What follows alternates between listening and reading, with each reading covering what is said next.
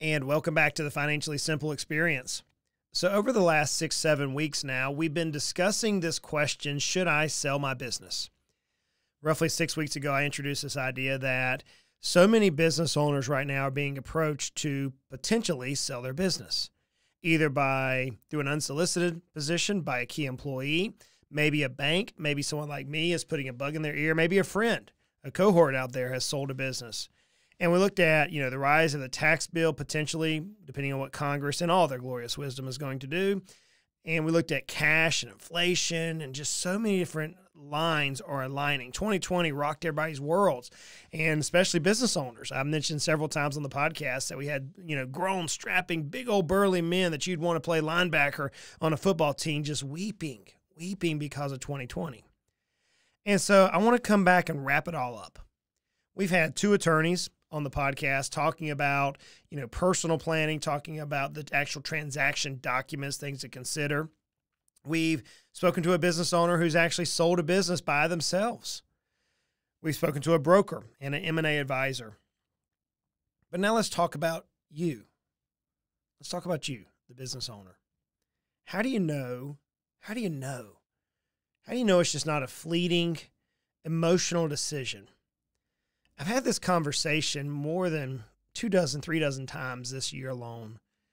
And business owners will say, man, I don't want to make a poor decision here. I don't want to make something I'm going to regret. Make a decision now I'm going to regret doing. While others, I got to tell you, I got a few clients like, get me out of here. Get me out of here tomorrow. Like, I'm done. I want to fly looking back is what one of them says. But how do you know that you're not making an emotional decision? So let's pull back to the science. And I've covered these in past podcasts, but today I want to kind of do an inclusive, wrap it all up type of an episode. And on our blog, Financially Simple, we'll actually have a link to each of the blog posts that I cover these topics on. And we'll have links to the podcast that you can listen to each of these respective podcasts. But here's how you know if you should sell your business. Let's first deal with the wealth gap. Where are you at today financially? And where do you need to be? Will selling this business close that gap substantially for you? Do you stand a better opportunity closing that gap while running and owning the business 100% by yourself, using autonomy? Or do you close that gap through a liquidation, a transfer, a merger, whatever it may be? So the first place I would start with the wealth gap. And, basically in a nutshell, the wealth gap is where you're at today versus where you need to be financially, and the gap is the difference.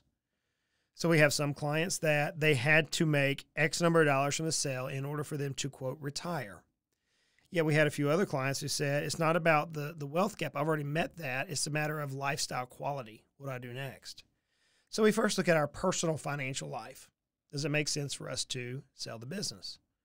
Remember, we have to go through normalization. We've talked about that in the past. We have to normalize out the financial statements in order to determine actually how much the business owner is using. In one of our cases, we had a business owner who was making $1 million a year, but only paying themselves roughly about $200,000. So the normalized EBITDA was $1 million. They were paying themselves $200,000. Whenever we dug in, they had about $100,000 of expenses that they should have been paying themselves for, but it was basically business expenses they'll have to pick up. Things like cell phones, travel expenses, meals and entertainment, various things they were doing with customers. That was also part of their lifestyle. Well, whenever the customers are gone, they're now going to have to pick these up. So we're looking at a needed income instead of $200,000 of $300,000. And even though the business had $1 million net income adjusted, they didn't need that full amount. So that delved into how much money they need to sell the business for. The next thing you have is the value gap. Is your business positioned where your value is fair? And I got to tell you, many business owners' value is not best in class. And with 2-3 years worth of good, diligent work, you can change the multiple significantly. I have one client that about 5 years ago, he said, I'm ready to be done. I looked at the numbers and said, man, can you give me 3 years, 4 years? He said, I'll give you 3 or 4 years. And he followed sound advice, basically value growth planning. And his business is now worth almost 6 times what it was at the time whenever he started. It's just basic business planning that so many of us as business owners don't think about. But that's the value gap. Where's your business's value today compared to where it could be if you utilize best-in-class principles? And perhaps you find yourself where you've been investing in your business. You've been working on value. And as such, your profitability is not there. Remember, all the calculations are going to boil down to profitability. So what's the profitability gap? Are you best in class on profitability? I was talking with a dentist who's selling their business, and it's common that consultants will tell dentists that they need to have a 40% margin. This individual is running a 12% margin. It's not a good time to sell. Now, we can normalize the numbers out, but it's not going to help us get the value for the selling of that business that perhaps they should have received. So let's do a cursory review of how value is determined. And we've talked about this ad nauseum. I've written about it in both of my books, The Ultimate Sale and Your Baby's Ugly. And there's probably 2, 3, 4 dozen podcasts and books and blog posts that I've written about and cited umpteen thousand sources, I imagine, over the last 4 years around the subject. But for simplicity, most of the business owners I speak with are going to be dealing with a multiple of EBITDA in terms of value. Let's assume, for our conversation, that your business has $100,000 of EBITDA. And let's assume, for this conversation, that the current multiple is 2, just for simplicity, 2. So that would mean 100,000 times 2 is $200,000. That'd be your value. And whenever this idea of should I sell my business comes about, the first thing we business owners think we should do, if we're not quite ready to, or if we think that we may be, but we're going to do one last ditch effort, the first thing we think we should do is go in and drastically increase the revenue.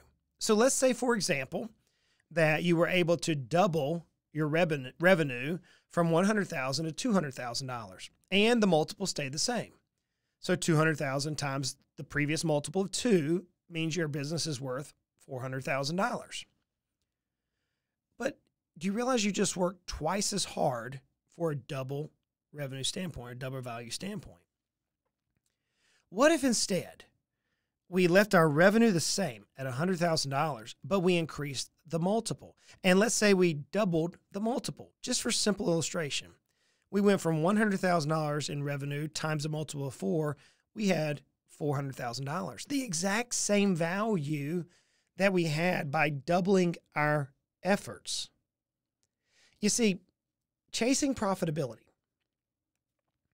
chasing revenue often increases company-specific risk. And company-specific risk devalues your company through the high. I'm sorry, let me say it this way. The higher the company-specific risk, the lower the value of your company. Because company-specific risk, as it increases, means there's more uncertainty for potential buyers. Thus, the multiple is pinged on the value. But here's what realistically happens. As you seek to improve the multiple, let's say we move the multiple from 2 to 4, revenue trends upwards. And let's say we don't double the revenue. Let's say we get, in our illustration, 50% more revenue. So now we're taking $150,000, that's a 50% increase, times our multiple of 4 that we've been diligently working on.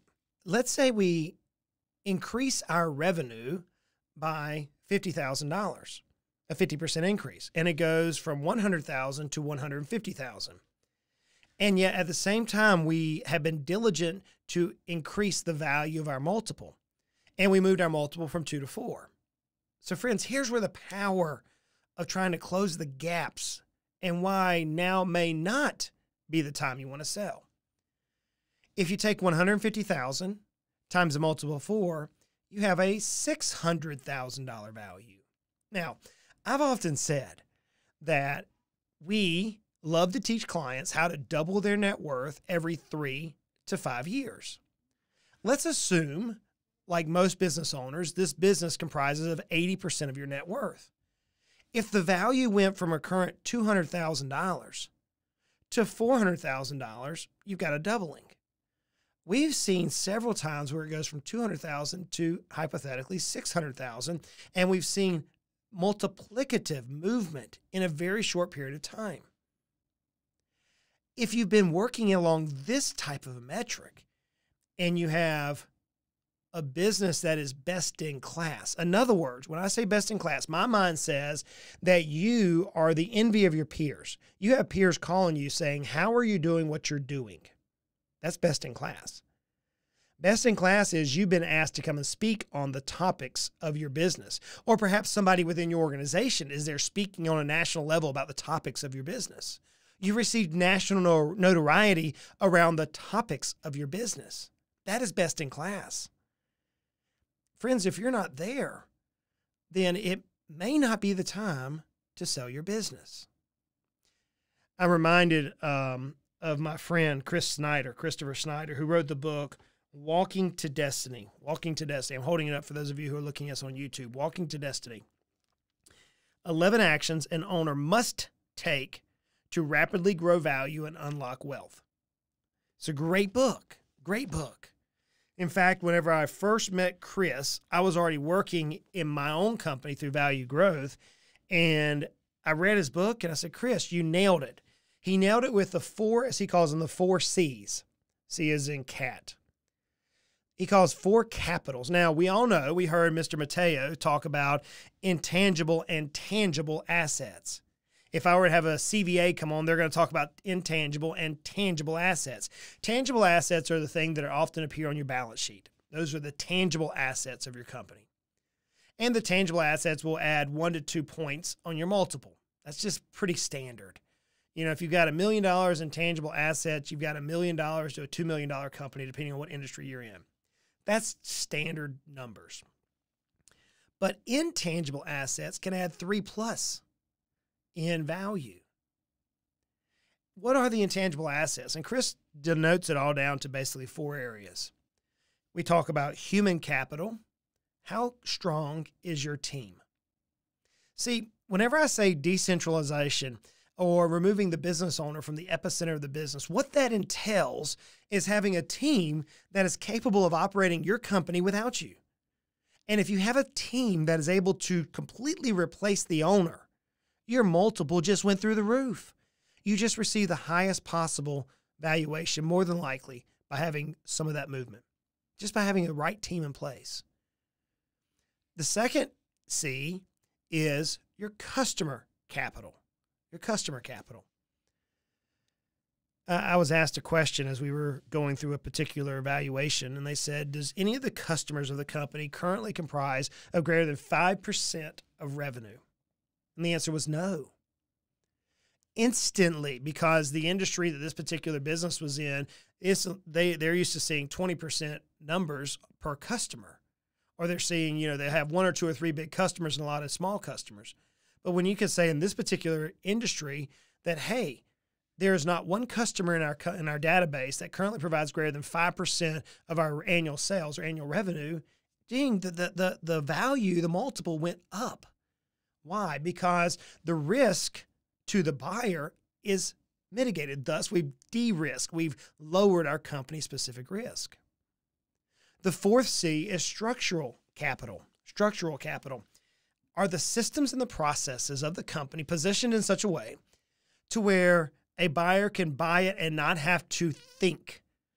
They can buy it and look at what works and know they have a turnkey business that's going to generate roughly the same amount of revenue year over year because you've got a dynamic team, you've got great customers, and you've got great structure. What does structure entail? Let me just ask you this one simple question. Do you have a written, fully integrated operating manual that shows every process of your company, every movement, if X happens, do Y, if Y happens, do Z, if Z happens, do A? Does you have a written? You say, well, yes, I've got it written down. Great.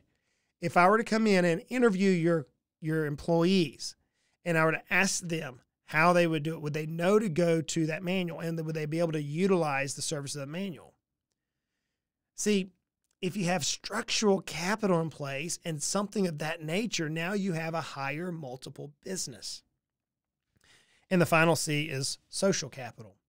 How is the business perceived within its network, within its sphere of influence, within its community, within the regulatory body? How is it viewed?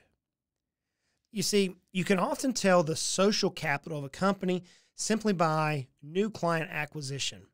If there's referrals coming in, if there is great marketing in place, if there is awards on a national or regional level, or maybe industry-specific level, then the company's social capital is a buzz. I remember when iPhones first came out, the iPod. Yes, I'm old enough to remember this. Someone told me the other day, I was playing basketball with these 18-year-olds. They called me grandpa. I was like, yeah, I guess I deserve that. I'm, old enough to be your dad. And he said, hey, grandpa, whenever you were a kid, how fast was your internet? And I started chuckling. I said, buddy, whenever I was a kid, we didn't have internet. And he goes, what? I said, yeah, I can remember the noise. You know how the dial-up noise. For those of you who are old enough to remember that. And he's like, what are you talking about? I was like, dude, when I was in college, we didn't have computers in school. What?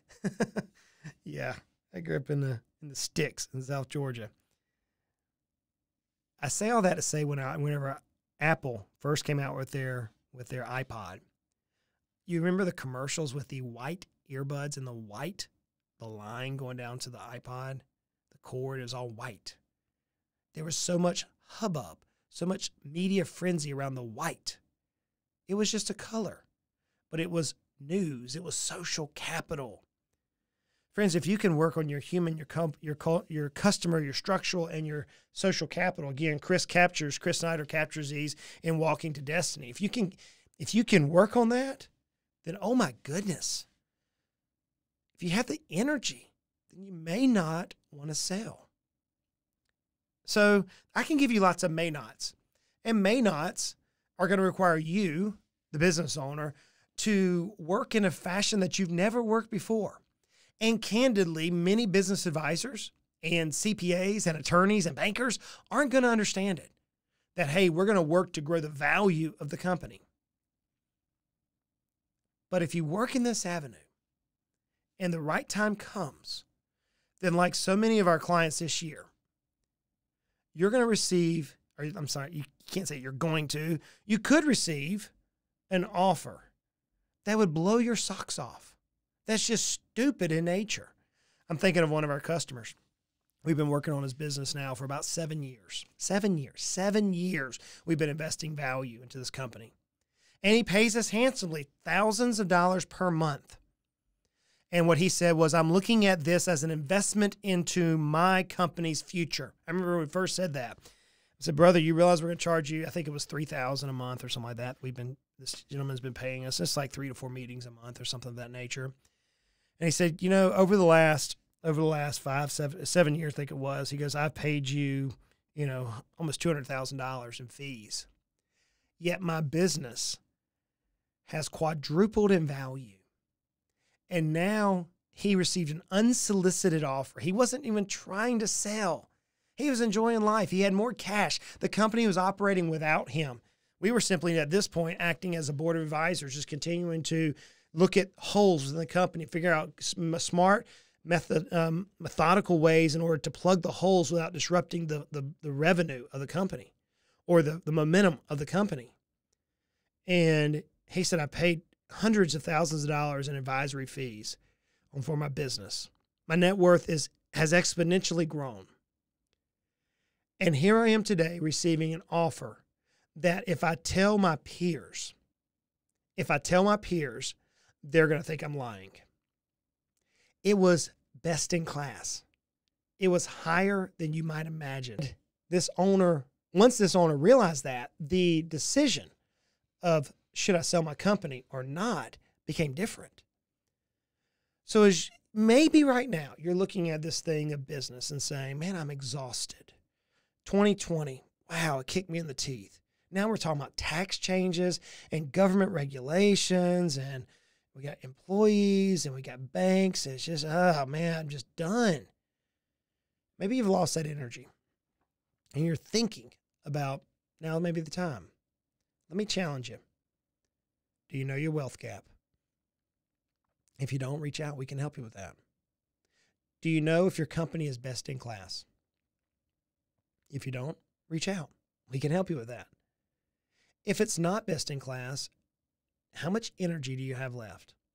Do you have the energy to move it to a best in class company? If you could figure out how to drastically increase the value and position yourself in such a way whenever opportunity arises that you're going to get peak dollars, which then closes your wealth gap, you know your value gap, you're at the top value, you're at the top profitability. You may not even have to sell. You maybe annuitize the business and now you have the golden goose. Or you may just want to sell and just change directions altogether. So friends, I answer the question that I started off a few weeks ago with, should I sell my business? Yes, no, maybe. It depends. Depends on a number of things. And if you had any of these thoughts, let's chat. Reach out to our team. We can help. Friends, I realize life is hard. I get it. We deal with so much as business owners. Life is hard, but life is good. Let's never forget that. I say it every week because I want to remind myself how truly blessed I am. You know, you can probably hear my voice. I've been dealing with some voice issues, and I was complaining a little bit to my wife. And instantly I thought, at least I can speak. Life is good. We are so blessed. We are so blessed. But it can be frustrating, but it doesn't have to be. Let's continue to make our lives at least financially simple. Y'all go out and make it a great day.